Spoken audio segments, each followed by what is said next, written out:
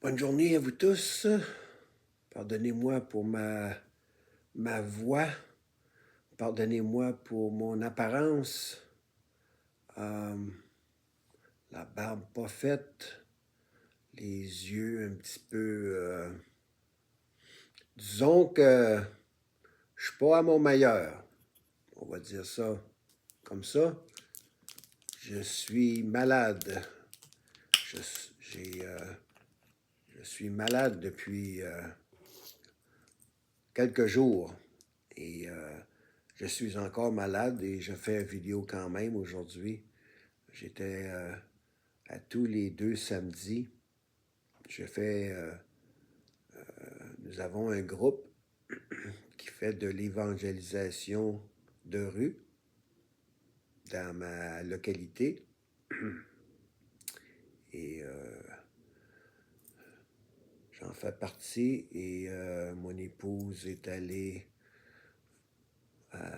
en faire partie du groupe aujourd'hui. J'étais censé y être si j'aurais pas été en si mauvais état. Alors, l'évangélisation de rue, je le fais à toutes les 2 semaines. Et aujourd'hui, j'ai décidé, j'avais pas vraiment le choix. J'irai pas dans les détails pour vous dire ce dont je souffre. Le but de mon vidéo n'est pas pour vous parler de moi ou de parler de ce dont je souffre, mais de plutôt de revenir sur, vous vous en doutez, ce qui est survenu il y a quelques jours dans l'État qu'on appelle Utah, où on a assassiné Charlie Kirk. Si vous me permettez, je vais prendre une gorgée pour essayer de regagner un petit peu de ma voix. Mes cordes vocales sont assez affectées.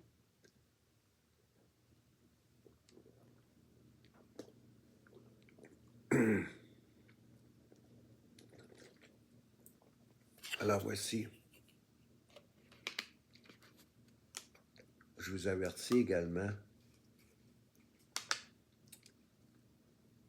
qu'il est fort possible que je sois émotionnel dans la présente vidéo que je fais. Lorsqu'on est averti, on sait à quoi s'attendre. Ça ne veut pas dire que ça va arriver, mais je vous en fais part avant que quoi que ce soit arrive. J'ai passé par toutes les gammes d'émotions suite à l'assassinat de Charlie Kirk. Toutes les gammes d'émotions. Et puis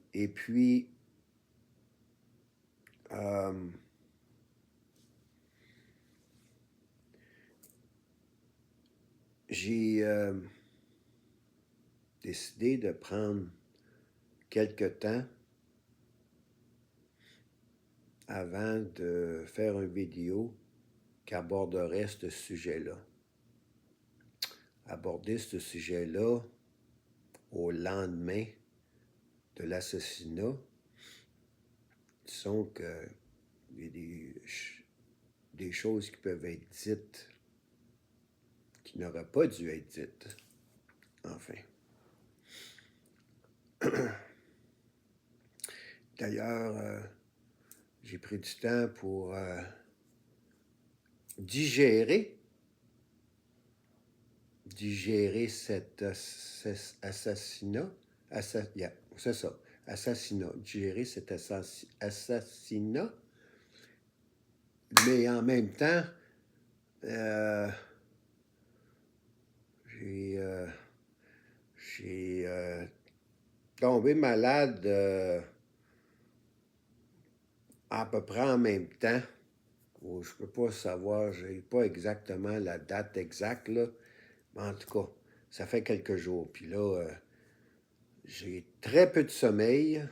Je suis je dois prendre des médicaments. Alors, me v'là avec l'allure que j'ai de l'air. M'excuserez, la barbe pas faite, les yeux dans la graisse de bacon, la voix qui est coussi coussa.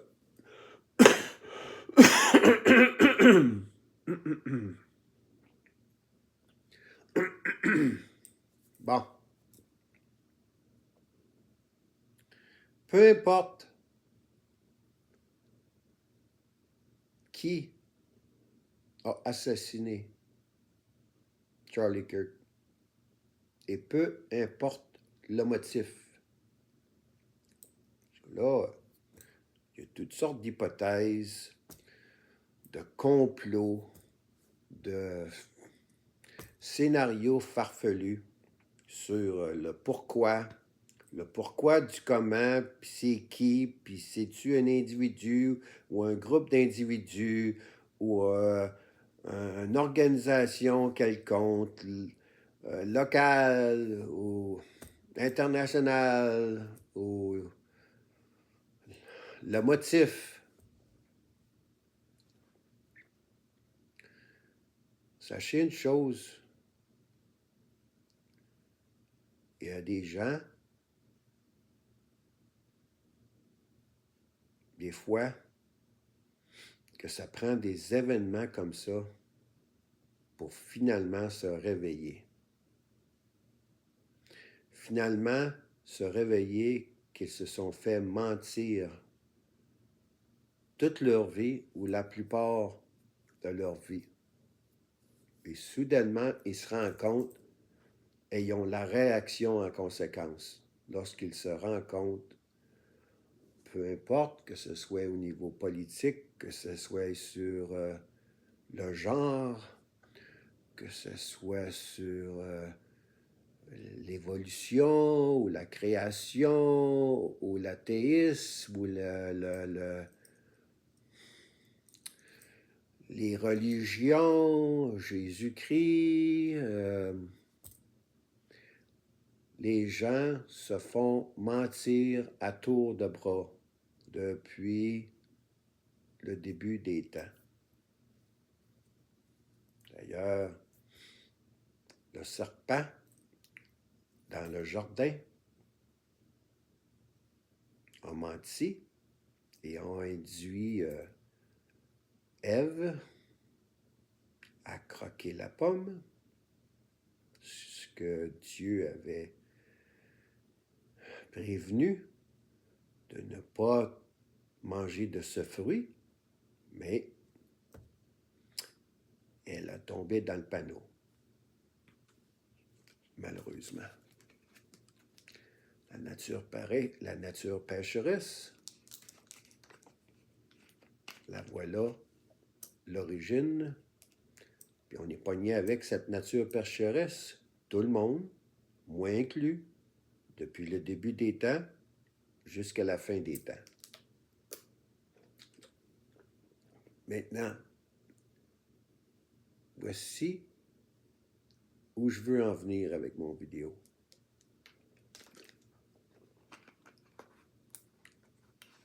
Nous, êtres humains, nous ne sommes pas éternels. Charlie Kirk n'était pas éternel. D'ailleurs, on voulait le taire. Pourquoi? Là, c'est là que je vais apporter mon point. On haït la vérité. On haït la vérité.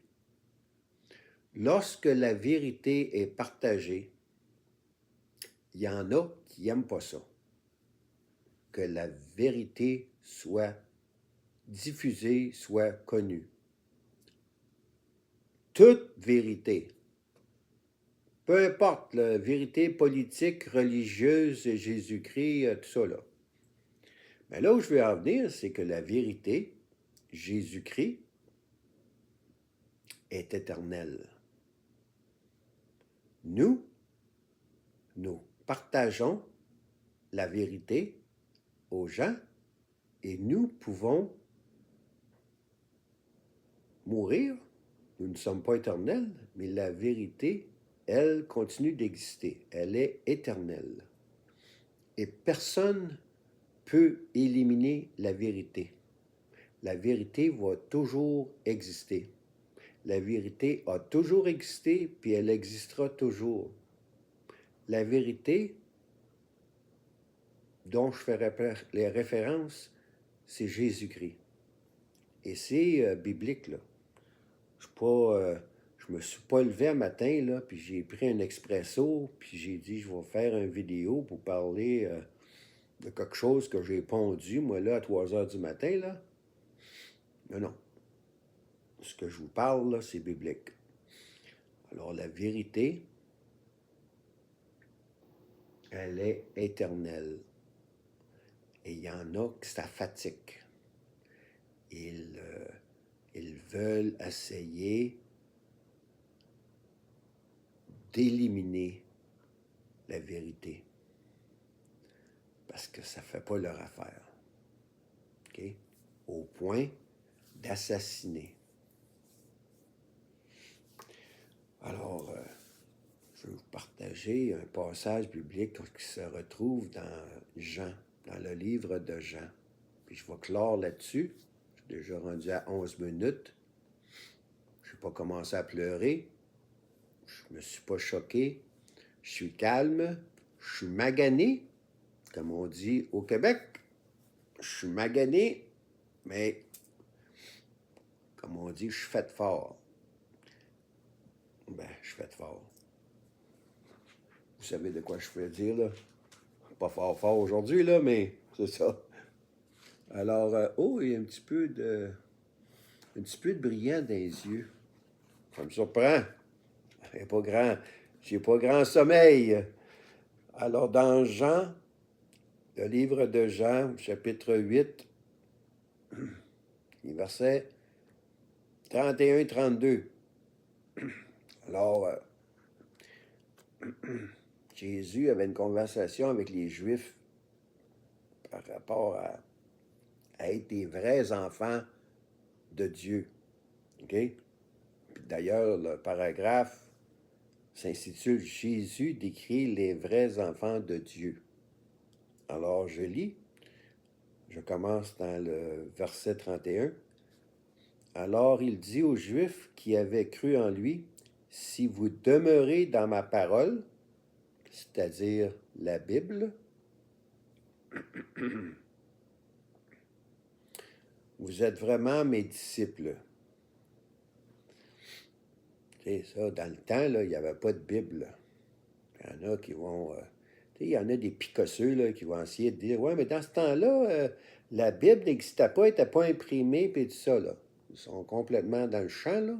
Ben, ça, c'est normal qu'il y ait du monde qui débarque, qui dérape. J'ai encore un peu de sarcasme. Vous me pardonnerez, j'ai encore un petit peu de sarcasme en moi. Fatigué, mais sarcastique. Jésus,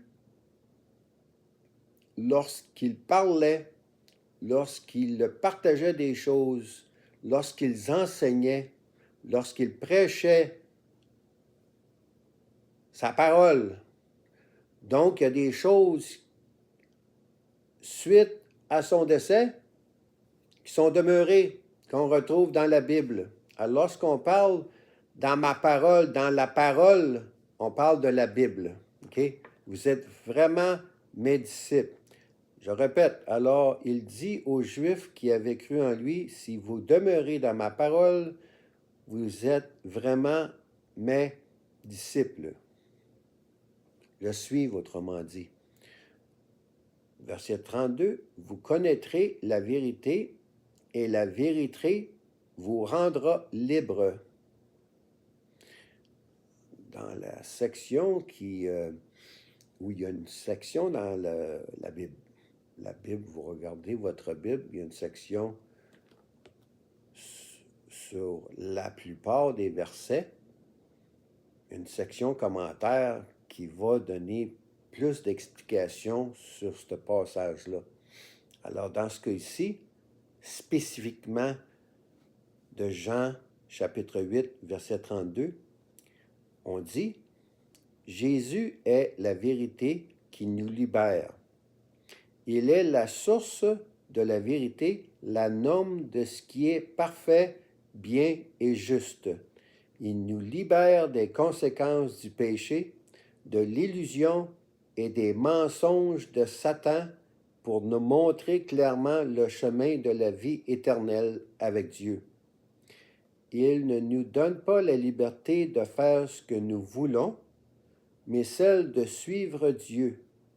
Lorsque nous nous engageons dans cette voie, la parfaite vérité de Jésus nous rend capables de devenir tels que notre Créateur l'avait prévu.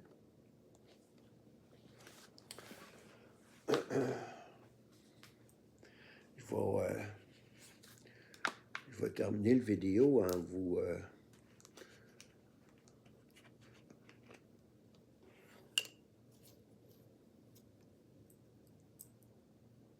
vous demandant de réfléchir à ce que je vais vous dire.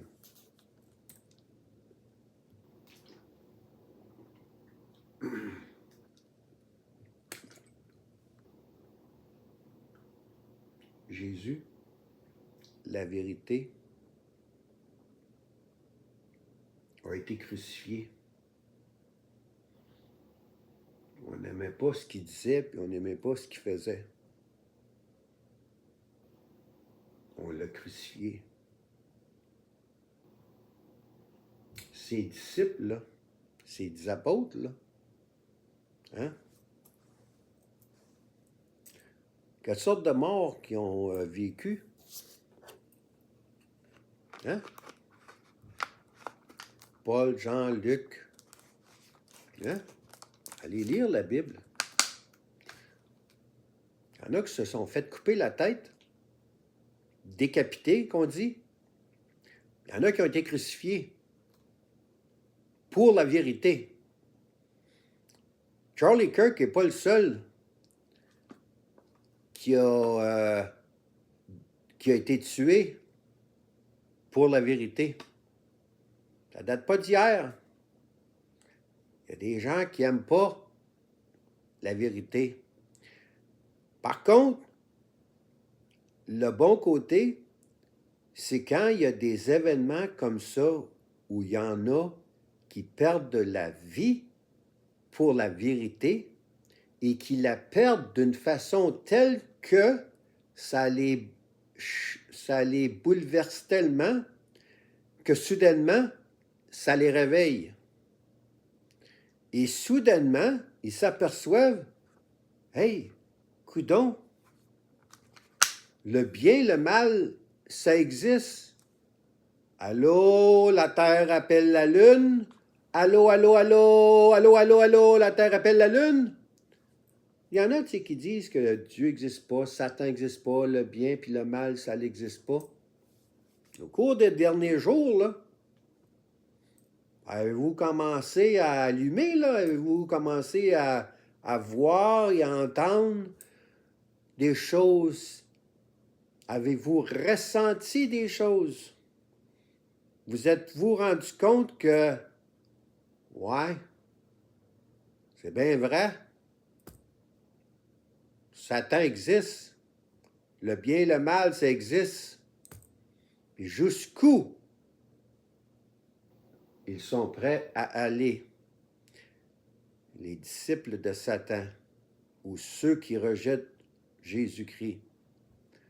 Jusqu'où sont-ils prêts à aller pour taire ou éliminer la vérité? Hein? La vérité existera toujours. En éliminant Charlie Kirk, ça donne que ça va créer plusieurs, je ne sais pas combien, là, mais des répliques, là, des Charlie Kirk, là, à travers le monde, là, il va en avoir de plus en plus. Il y en a qui se réveillent. Okay? Je ne dis pas que c'est un revival, là, mais Jésus-Christ a été crucifié. La vérité, Jésus-Christ, il a été crucifié. Ses disciples, ses apôtres, ont subi la mort pour lui, pour la vérité. Charlie Kirk, la même chose. Alors, je vous laisse là-dessus aujourd'hui. Acceptez Jésus-Christ. La vérité vous rendra libre. Merci. Bonne journée.